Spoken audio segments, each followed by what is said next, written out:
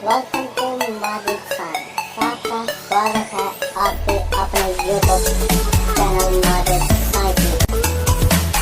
Subscribe करना ना भूलिएगा और press the bell icon. Video अच्छा लगे तो लाइक एंड कमेंट जरूर करिएगा। नमस्कार दोस्तों, आपका स्वागत है एक बार फिर से आपके अपने YouTube चैनल माजिद साइंस पर। आज हम आपके लिए लेकर आए हैं साइंस से जुड़े कुछ महत्वपूर्ण क्वेश्चन आंसर जो कि आपसे आने वाले कंपटीशन एग्जाम में पूछे जा सकते हैं। Most important question all competition exam. तो चलिए दोस्तों शुरू करते हैं फटाफट। दोस्तों आज का हमारा फर्स्ट क्वेश्चन है, क्लोरीन गैस का रंग कैसा होता है? हमारे पास फोर ऑप्शन है, हरा पीला, हरा नीला, हरा काला, पीला लाल।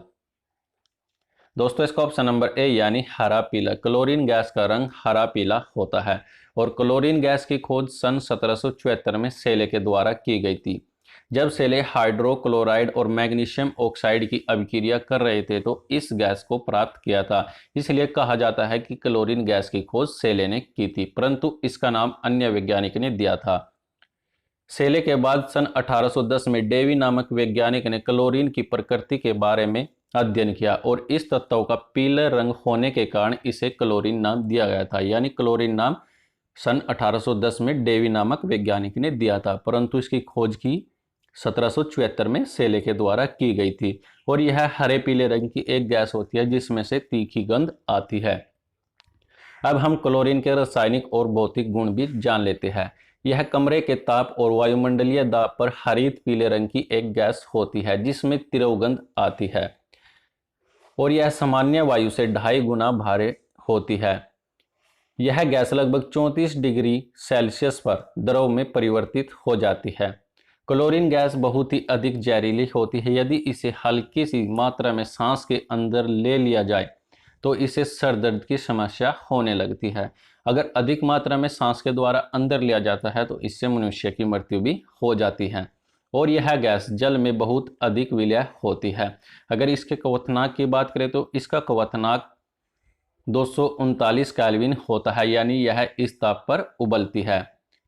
जब इस गैस को दाब की उपस्थिति में ठंडा किया जाता है तो यह सरलता से द्रवित हो जाती है, यानी द्रव में बदल जाती है। अगर इसके गलनांक की बात करें तो इसका गलनांक 171.6 केल्विन होता है और इसकी संयोजकता 7 होती है। अब इसके उपयोग भी जान लेते हैं। क्लोरीन गैस का उपयोग सोने और प्लेटिनियम आदि के निष्कर्षण के लिए इसका उपयोग किया जाता है। इसके अलावा इसका उपयोग विरंजक चूर्ण, क्लोरोफॉर्म आदि यौगिकों के बनाने में भी क्लोरीन गैस का उपयोग करते हैं।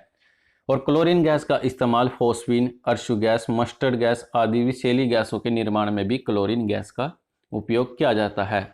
और हमारा लास्ट पॉइंट है, बरसात के दिनों में पानी को जीवाणु रहित करने में क्लोरीन गैस का उपयोग करते हैं। हमारा नेक्स्ट क्वेश्चन है, क्लोरोफॉर्म को हवा और सूर्य के प्रकाश में रखने पर क्या प्राप्त होता है? हमारे पास और ऑप्शन है, मैग्नीशियम, फोस्जीन, एल्कीन या जिनोन। दोस्तों इसका ऑप्शन नंबर बी यानी फोस्जीन। क्लोरोफॉर्म को हवा और सूर्य के प्रकाश में रखने पर फोस्जीन प्राप्त होता है। फोस्जीन यानी COCl2। अगर इसके प्रचलित नाम की बात करें तो इसका प्रचलित नाम टाइक्लोरोमीथेन होता है। और इसे अन्य किस किस नाम से जाना जाता है? इसको formyl trichloride, methane trichloride, methyl, methanol trichloride, TCM, freon 10, R10, UN आदि के नाम से क्लोरोफॉर्म को जाना जाता है। अगर इसके आणविक सूत्र की बात करें तो इसका आणविक सूत्र CHCl3 होता है। अगर इसकी खोज की बात करें तो क्लोरोफॉर्म की खोज अमेरिकी भौतिक शास्त्री वैज्ञानिक सैमुअल गुथरी के द्वारा की गई थी और इसके कुछ महीने बाद जर्मन के वैज्ञानिक सोबेरेन और जस्टस वॉन लीबिग ने इसको खोजा था। इन सभी ने हेलोफॉर्म अभिक्रिया के प्रयोग किए थे। सोबेरेन ने इसे क्लोरीन ब्लीचिंग पाउडर यानी कैल्शियम हाइपोक्लोराइड की एसीटोन और इथेनॉल पर अभिक्रिया से उत्पादित किया था। और क्लोरोफॉर्म का नाम कैरेक्टराइजेशन में जीन बैप्टिस्ट ड्यूमास के द्वारा दिया गया था। हमारा नेक्स्ट क्वेश्चन है, फिटकरी में जल के कितने अंग मौजूद होते हैं? हमारे पास फोर ऑप्शन है, 28, 24, 20 या 16।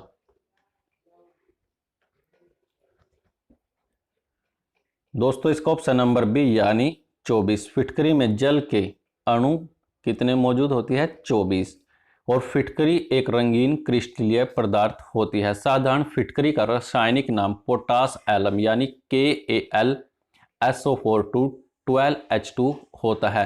अगर इसकी इंपीरियल सूत्र की बात करें तो इसका इंपीरियल सूत्र AbSO4 12H2O होता है, जिसको हम एलम के नाम से इसको जाना जाता है।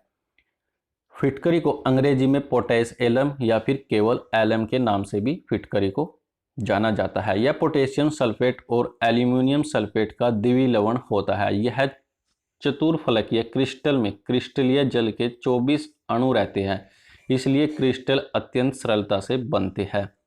सबसे पहले फिटकरी एलम सेल से बनाई गई थी। यह बड़ी मात्रा में एलुनाइट या फिटकरी पत्थर, जिसको K2SO4 Al2SO4 3 4AlOH3 के द्वारा वायु में भंजन, निसालन और क्रिस्टल से प्राप्त किया जाता है। एलुनाइट से प्राप्त होने वाले एलम को रोमन एलम कहा जाता है।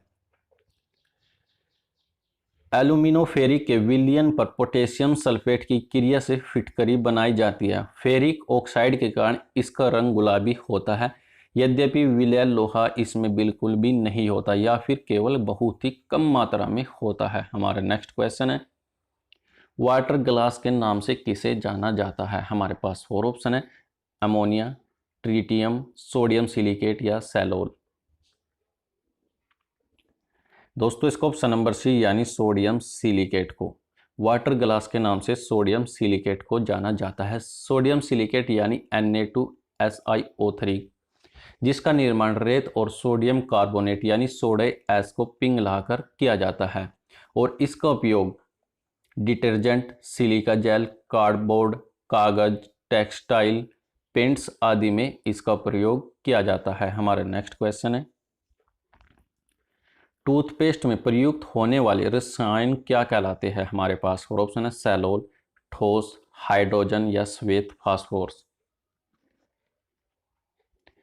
दोस्तों इसका ऑप्शन नंबर ए यानी सैलोल।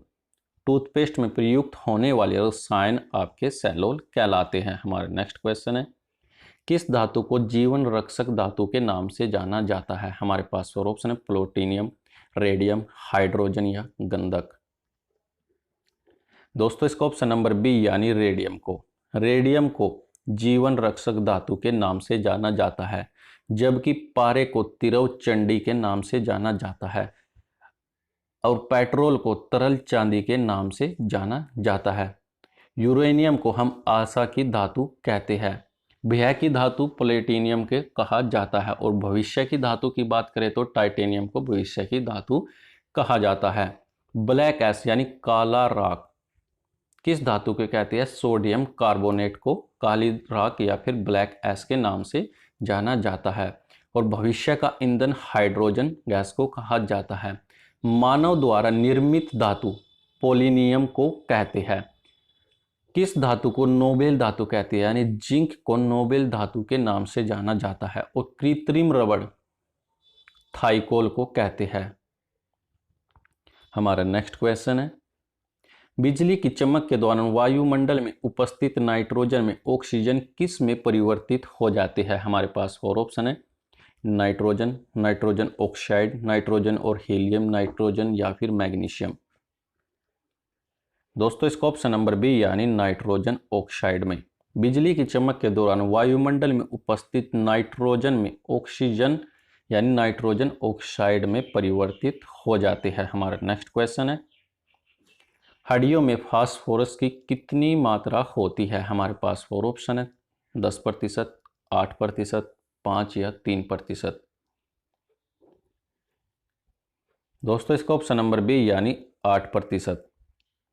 हड्डियों में फास्फोरस की मात्रा 8% होती है। फास्फोरस एक रासायनिक तत्व होता है जिसका संकेत जिसको पी के द्वारा प्रदर्शित किया जाता है, और इसकी परमाणु संख्या 15 होती है। फास्फोरस एक अभिक्रियाशील तत्व है और इस कारण से यह मुक्त अवस्था में नहीं पाया जाता। कुछ खनिजों में धातुओं फास्फोरेट पाई जाती है। अगर पशुओं में हड्डियों की यानी पशुओं में हड्डियों में कितना प्रतिशत कैल्शियम पाया जाता है, यानी पशुओं की हड्डियों में 56% कैल्शियम फास्फेट पाया जाता है।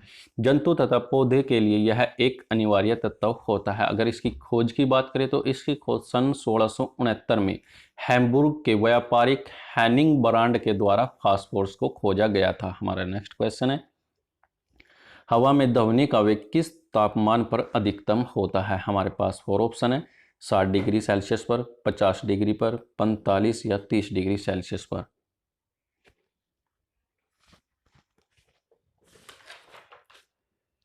दोस्तों इसका ऑप्शन नंबर ए यानी 60 डिग्री सेल्सियस पर हवा में ध्वनि का वेग अधिकतम होता है। हमारा नेक्स्ट क्वेश्चन है, पूर्ण सूर्य ग्रहण का अधिकतम समय कितना होता है? हमारे पास 4 ऑप्शन है, 400 सेकंड, 420 सेकंड, 460 या 500 सेकंड। दोस्तों इसका ऑप्शन नंबर सी यानी 460 सेकंड पूर्ण सूर्य ग्रहण का अधिकतम समय 460 सेकंड होता है। सूर्य ग्रहण कब होता है और चंद्र ग्रहण कब होता है? जब चंद्रमा पृथ्वी और सूर्य के बीच आता है तो सूर्य से पृथ्वी पर आने वाला प्रकाश प्रतिबंधित हो जाता है, जिसे सूर्य ग्रहण लगता है। इसी तरह जब सूर्य और चंद्रमा के बीच में पृथ्वी आ जाती है तब चंद्र ग्रहण की स्थिति बन जाती है, यानी चंद्र ग्रहण लगता है। हमारा नेक्स्ट क्वेश्चन है, सर्वप्रथम रॉकेट विकसित करने वाले वैज्ञानिक कौन थे? हमारे पास 4 ऑप्शन है, गोडार्ड, जेम्स वाट, क्रॉम्पटन या ले क्लांसिस। दोस्तों इसका ऑप्शन नंबर ए यानी गोडार्ड। सर्वप्रथम रॉकेट विकसित करने वाले वैज्ञानिक गोडार्ड थे, यानी आधुनिक रॉकेट विज्ञान के जनक गोडार्ड को माना जाता है, जो कि अमेरिका से संबंधित है। हमारा नेक्स्ट क्वेश्चन है, फोटोन की खोज निम्न में से किसने की थी? हमारे पास 4 ऑप्शन है, क्रॉम्पटन, चैडविक, जे थॉमसन या रॉबर्ट हुक।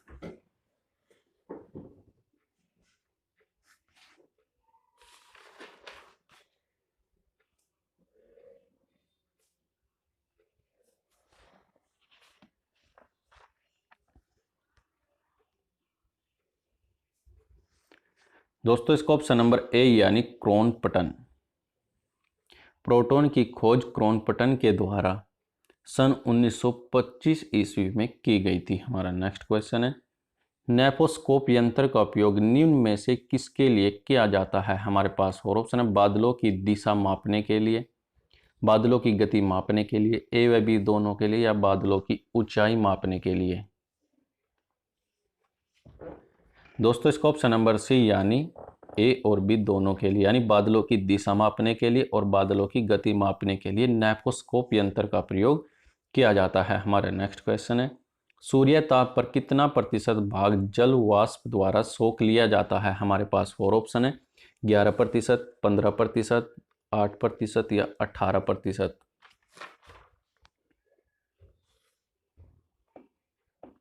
दोस्तों इसका ऑप्शन नंबर ए यानी 11%। सूर्य ताप का 11% भाग जल वाष्प के द्वारा सोख लिया जाता है। हमारा नेक्स्ट क्वेश्चन है, कार्बन डाइऑक्साइड गैस सूर्य से आने वाले किन किरणों का अवशोषण करती है? हमारे पास 4 ऑप्शन, अवरक्त किरणें, पराबैंगनी किरणें, गामा किरणें या अल्फा किरणें।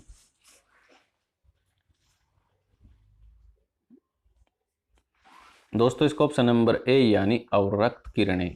कार्बन डाइऑक्साइड गैस सूर्य से आने वाली अवरक्त किरणों का अवशोषण करती है।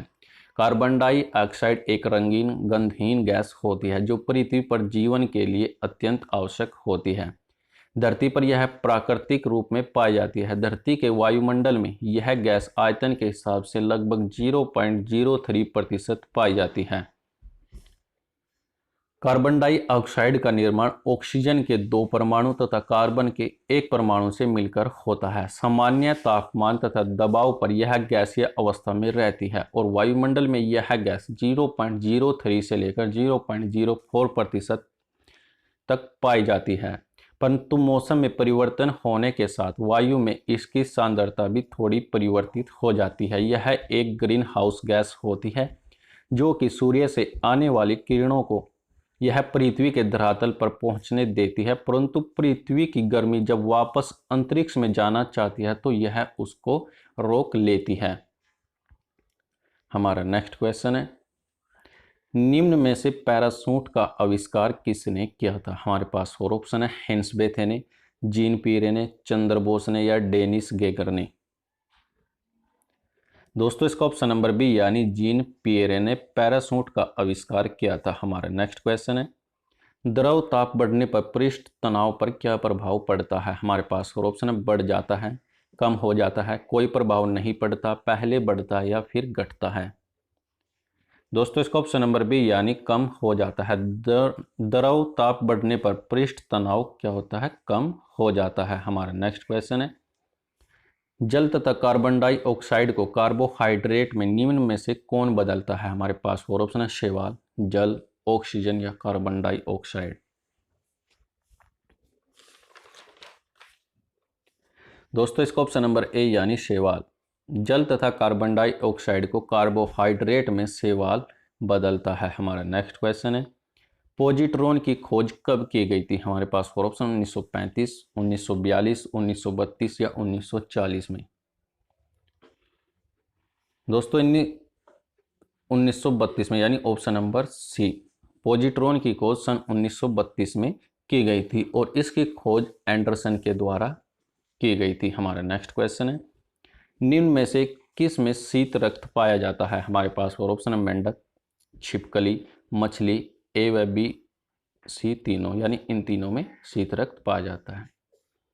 दोस्तों इसका ऑप्शन नंबर डी यानी ए बी सी तीनों में शीत रक्त पाया जाता है। जंतु आपके 2 प्रकार के होते हैं, प्रथम आपका समतापी और द्वितीय आपका असमतापी। समतापी अर्थात यानी जिनके शरीर का तापमान लगभग एक सा बना रहता है। इस वर्ग में स्तनधारी, साधारण पालतू जानवर तथा पक्षी आते हैं जो उष्ण रक्त वाले भी कहा जाता है।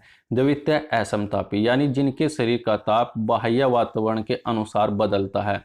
इस वर्ग में कीड़े, सांप, छिपकली, कछुआ, मेंढक, मछली आदि आते हैं जो शीत रक्त वाले होते हैं। कुछ ऐसे भी जंतु हैं जो उष्ण ऋतु में उष्ण रक्त के तथा शीत ऋतु में शीत निद्रा में रहते हैं।